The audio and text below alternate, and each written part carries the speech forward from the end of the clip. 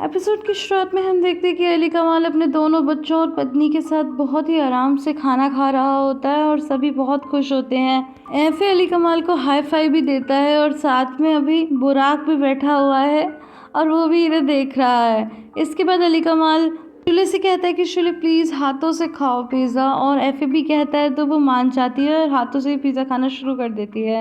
ये देखकर एफे बहुत खुश होता है और थोड़ा सा पिज़्ज़ा वो लोग बुराक को भी खिलाते हैं। तो अली कमाल और शुले बारी बारी से बुराक को खिलाना शुरू करते हैं, लेकिन वो कुछ भी नहीं खाता क्योंकि वो तो बहुत छोटा है। फिर एफे कहते हैं कि आप लोग प्लीज़ मेरा हाथ पकड़िए और हम सब एक दूसरे का हाथ पकड़ेंगे और एक प्रॉमिस करेंगे।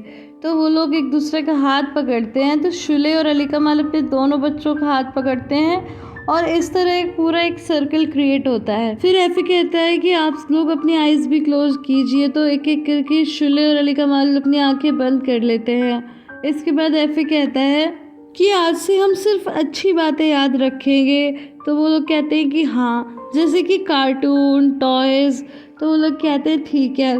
फिर वो कहते हैं कि हम अपनी सभी बुरी बातों को भूल जाएंगे और अपना सारा रोना धोना भी भूल जाएंगे। इसके बाद वो कहते हैं कि अब आप लोग आंखें खोल लो।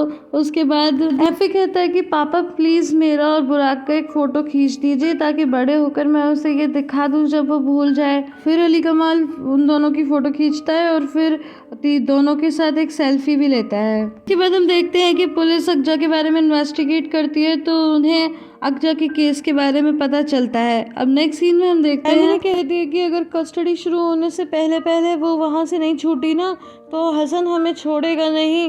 पता नहीं अगजा को अगर कस्टडी नहीं मिली तो वो क्या करेगी। तो ज़ैनब कहती है कि क्यों ना हम यहाँ से आपके गांव वगैरह चले जाएं। तो वो कहती है कौन सा गांव, मैं तो शुरू से ही इस्तांबुल में पड़ी बड़ी हूँ।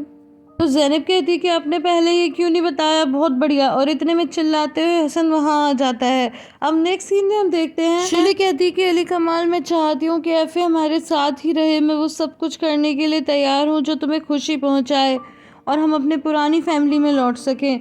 लेकिन अली कमाल कहता है कि शुले वो हमें एफे नहीं देंगे, ऐसा होने के लिए तो कोई चमत्कार होना पड़ेगा।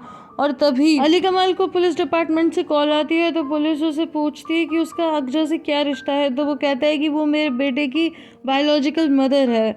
जिस पर पुलिस कहती है कि क्या वो आपके साथ रहती है। तो वो कहता है कि नहीं, पर वो कभी कभी बच्चे से मिलने आती है तो हम मिलने देते हैं। वो कहते हैं कि अगर आपकी गवाही की ज़रूरत पड़ी तो हम आपको कॉल करेंगे। और उसके बाद वो शुले को बताता है कि अगजा किसी मुसीबत में है, लेकिन वो कहती है कि हमें क्या, हमें तो अगजा की कस्टडी से लेना देना है। फिर अली कमाल कहता है कि मैं हमारे लॉयर से पूछता हूँ, शायद उन्हें कुछ पता हो। नेक्स्ट सीन में हम देखते हैं कि हसन कहता है कि बताओ ये बैग किसका है, जल्दी बताओ। तो एमिने बहुत डर जाती है, कहती है कि हमें नहीं पता था कि वो ऐसा आदमी निकलेगा। तो वो कहता है कि बेकार की बातें मत करो, इसके अंदर पैसे थे ना। तो वो कहती है कि हाँ इसके अंदर पैसे थे। तो कहता है एमिने आपने ये सब पैसे के लालच में किया ना। तो कहती है कि हाँ, तो जल्दी बताओ कौन था। तो ज़ैनब को कहती है कि ज़ैनब बताओ। तो वो उसे डायरेक्ट उसकी सोशल मीडिया अकाउंट दिखाती है। तो वो कहता है कि मैं इसकी प्रोफाइल पिक्चर का क्या करूँगा, तुम कॉल करो इसे। तो वो कहती है कि कॉल नहीं उठा रहा। तो कहता है ठीक है फिर मैसेज करो। इधर हम देखते हैं कि एमिने ज़ैनब को कुछ इशारा करती है तो हसन उसकी तरफ गुस्से से देखता है, फिर वो चुप हो जाती है। इधर हम देखते हैं कि शाहीन अपने आदमी के साथ बैठा होता है, जहाँ पर वो आदमी कहता है कि हम तो बीच में फंस गए हैं। वो दोनों बात कर ही रहे होते हैं कि तभी शाहीन के पास ज़ैनब का मैसेज आता है। तो उसका दोस्त पूछते हैं कि क्या मैसेज है। तो वो कहता है कि ज़ैनब कह रही है कि वो मुझे मिस कर रही है। तो दूसरा आदमी कहता है कि यही अच्छा मौका है, अपना बैग लो और निकलते हैं यहाँ से। और तभी ज़ैनब हसन को बताती है कि मैसेज आ गया है उसका और उसने एड्रेस देकर बोला है कि बैग मुझे यहाँ पर दे जाओ। तो वो कहता है कि हाँ बैग बहुत इम्पोर्टेंट जो है। फिर हसन कहता है कि जल्दी से बैग पैक करो और चलो मेरे साथ। उनके जाने के बाद एमिने बहुत परेशान होती है और घबराने लगती है। नेक्स्ट सीन में अली कमाल शुले को आके बताता है कि अगजा को पुलिस फ्रॉड में ले गई। तो कहती है कि कैसा फ्रॉड। तो वो कहता है कि नकली पैसों का फ्रॉड। शुले कहती है कि ज़रूर हसन ने ही किसी मुसीबत में डाल दिया होगा, हमें क्या लेना देना। सोचो अगर वो टाइम पर नहीं पहुंच पाई तो एफे की कस्टडी मिल जाएगी। लेकिन अली कमाल कहता है कि अगर ऐसा है भी तब भी फ्यूचर में एफे की लाइफ तो इफ़ेक्ट होगी ना, अगर अगजा का नाम ख़राब हुआ तो। तभी वहाँ पर मिसेस आसिया आ जाती हैं और कहती हैं कि अगजा का नाम ख़राब क्यों होगा। तो फिर अली कमाल उन्हें बताता है। अब नेक्स्ट सीन में हम देखते हैं जो जिया से कहती है कि अगर मैं कहूँ कि मैं हसन के घर रहती हूँ तो फिर तो हमें कस्टडी मिलने में और भी मुश्किल होगी, और अगर मैं मॉम का नाम लेती हूँ तो वो तो हसन के ही घर में रहती है, फिर तो सभी फंस जाएंगे, और अगर मैं कहती हूँ कि मैं अली कमाल के घर में रहती हूँ तो अली कमाल खुद इसे मैं कस्टडी के केस में यूज करेगा। इस तरह मेरे हाथ पूरी तरह से बंधे हुए हैं, मुझे अभी जल्द से जल्द यहाँ से निकलना होगा। तो फिर जिया पूछता है कि अगजा तुम्हें किसी पर डाउट है? तो वो कहती है कि मुझे अली कमाल पर ही डाउट है, मैं उस पर यकीन नहीं कर सकती। तो कहता है ओ गॉड तुम सही कह रही हो, हमें कुछ भी करके तुम्हें यहाँ से जल्द निकालना होगा, वरना हमें एफए की कस्टडी के बारे में तो भूल नहीं जाना होगा। सीन में हसन जिया को कॉल करके कहता है कि मैंने अमीने से बात कर ली है और हमारे लड़कों से भी, जल्दी शायद हम इस प्रॉब्लम को सॉल्व कर लेंगे। तो जिया कहता है कि भाई टाइम तो बहुत कम है। तो वो कहता है कि मैं क्या करूं, मेरे पास प्लेन होता तो मैं उड़ के चला जाता। आसिया भी हसन को कॉल करती हैं, तो हसन कहता है कि मैं आपको भी कॉल करने ही वाला था। तो कहती है अच्छा बेटा तो बताओ, मैं सुन रही हूँ, तुम क्या कहना चाहते थे? तो हसन कहता है कि मैं आपसे कुछ करने के लिए कहूंगा जो आपके लिए करना बहुत आसान है। आप एक काम करो, आप कुछ भी मत करो, जैसे 35 साल तक आपने कुछ भी नहीं किया था। जब तक आप मेरी लाइफ में नहीं थी ना तो मैं बहुत ही खुशमिजाज इंसान था। अब एक एहसान करो कि कुछ भी मत करो प्लीज। नेक्स्ट सीन में हम शुले और अली कमाल को कोर्ट आता हुआ देखते हैं और लॉयर उन्हें बताता है कि शायद कस्टडी हमें मिल सकती है। शुले पूछती है कि अगर कस्टडी हमारे पास रहती है तो क्या फ्यूचर में कभी अगजा दोबारा क्लेम कर सकती है? तो लॉयर कहता है कि एक बार नाम हटने के बाद वो दोबारा क्लेम तो कर सकती है, लेकिन फिर उसे दोबारा कस्टडी मिलना बहुत मुश्किल होगा। और इधर हम देखते हैं कि अगजा एफए का फोटो लेकर बहुत ही रो रही होती है और उसे याद कर रही होती है। अब नेक्स्ट सीन में हम देखते हैं कि ज़ैनब तो एक दूसरी टेबल पे बैठी है और हसन अपने दोनों दोस्तों के साथ दूसरी टेबल पे बैठा हुआ है कि तभी वहाँ पर शाहीन आता है और ज़ैनब से हाथ मिलाने के लिए हाथ आगे बढ़ाता है, लेकिन ज़ैनब हाथ नहीं मिलाती। तो शाहीन कहता है कि मुझे लगता है कि अब तो मैं तुम्हें सिर्फ ज़ैनब कहकर बुला सकता हूँ। तो वो कहती है कि बिल्कुल नहीं, और मेरे करीब तो बिल्कुल भी मत आना। फिर वो अपना सूटकेस उठाता है तो कहता है कि सूटकेस इतना हल्का क्यों है? अभी एकदम से हसन आ जाता है और हसन उसे पकड़ लेता है और बाकी कादिर और फरात भी उसे संभालते हैं। और इसके बाद तो शाहीन कहता है कि मैंने कुछ नहीं किया, लेकिन हसन कहता है कि तुम जब वो सूटकेस लेकर घर में आ रहे थे ना कल रात को डिनर करने, वहाँ पर 4 सिक्योरिटी कैमरास थे और उसमें साफ साफ दिख रहा है कि तुम सूटकेस लेके घर के अंदर गए थे। तो वो कहता है कि हाँ मैंने ही किया है।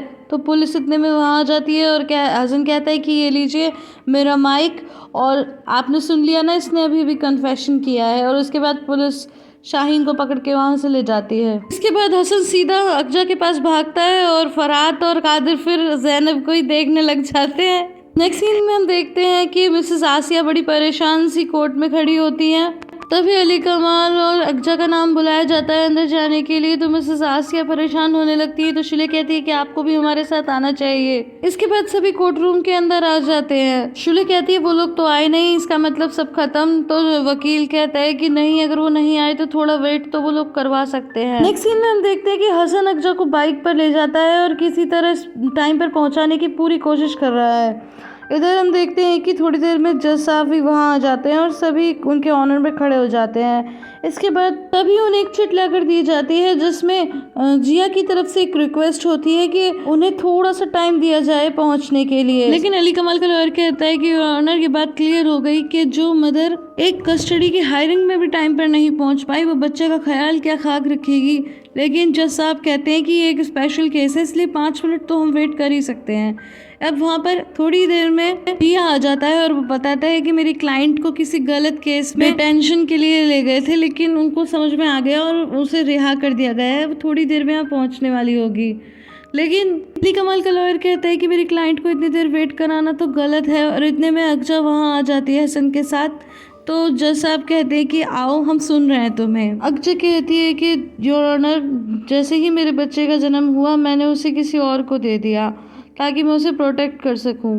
उस समय मैं बहुत यंग थी तो मुझे लगा कि मैं उसे प्रोटेक्ट नहीं कर पाऊंगी, लेकिन आज मैं उसे प्रोटेक्ट कर सकती हूँ। अब मैं बहुत स्ट्रांग हूँ और मैं समझ चुकी हूँ कि एक माँ होना इस दुनिया में सबसे बड़ी ताकत है। मैं अपना बच्चा चाहती हूँ, मैं एक माँ बनना चाहती हूँ। मैं एक ऐसी माँ के पास बड़ी हुई जिस घर में मुझे कोई भी जज नहीं रहने देता। वहाँ से मैं ये तो नहीं सीख पाई कि मुझे क्या करना चाहिए, पर मैं ये ज़रूर सीख पाई हूँ कि क्या नहीं करना चाहिए। बहुत अच्छी तरह से समझ चुकी हूँ कि अब मुझे उसे प्रोटेक्ट करने के लिए क्या करना है और मुझे किस बात के अगेंस्ट लड़ना होगा। योर ऑनर, मैं आपसे वादा करती हूँ कि अगर मुझे मेरा बेटा मिलेगा तो ना तो मैं खुद कभी रोऊंगी और ना ही कभी उसे रोने दूंगी। और हसन भी अक्जा की स्टेटमेंट बहुत ध्यान से सुन रहा होता है। आगे अक्जा कहती है कि वो कहते हैं कि एक बच्चे का स्थान उसकी माँ के पास होता है, पर एक माँ का स्थान भी उसके बच्चे के साथ ही होता है और मैं ये बात समझ चुकी हूँ। इसके बाद हसन मिसेस आसिया को देखने लगता है और मिसेस आसिया भी उसे देखती है। अक्जा कहती है कि मेरा बेटा अभी सिर्फ 6 साल का है, तो हमारे पास मौका है, आप प्लीज़ मुझे ये मौका दीजिए। गाइस, आई होप आपको ये वीडियो पसंद आई होगी। अगर पसंद आई है तो इसे लाइक, शेयर एंड कमेंट करना बिल्कुल भी ना भूलें। फिर मिलती हूँ अगली वीडियो में, तब तक के लिए bye bye and take care.